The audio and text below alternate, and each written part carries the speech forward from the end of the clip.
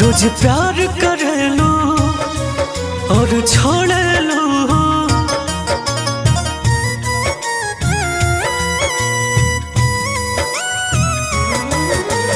बात बात पर दिल तोड़ लो। रोज प्यार कर लो और छोड़ लो, जिंदा बानी ऊपर से अंदर से मन मर गइल बा।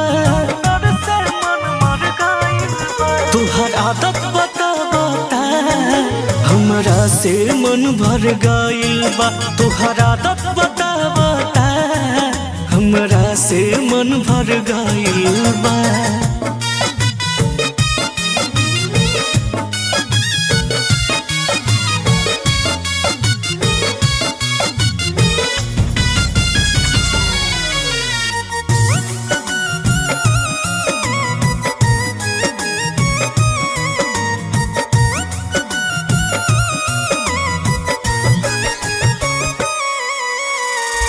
प्यार तू कैलो कारोबार हो, आदत लगा के बदल दिहलू यार हो।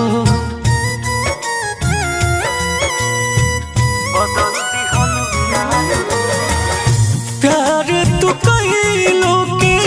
कैलो कारोबार हो, आदत लगा के बदल दिहलू यार हो। कप जाला रूह रूह इतना दिल डर गइल बा। तुहर आदत बता बता हमरा से मन भर गइल बा। तुहर आदत बता बता हमरा से मन भर गइल बा।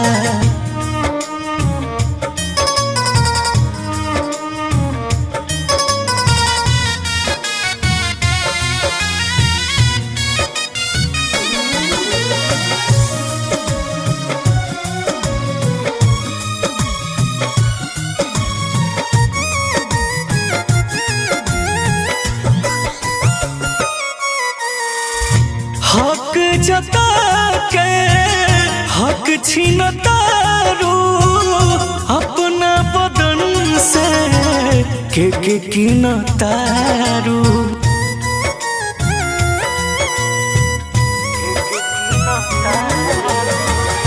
हक जता के हक छीनतारू, अपना बदन से के कीनतारू। हाथ न लागल दिन के हो सपना सब जर गइल बा। हो तुहरा आदत बता बता हमरा से मन भर गइल बा। तुहरा आदत बता बता हमरा से मन भर गइल बा।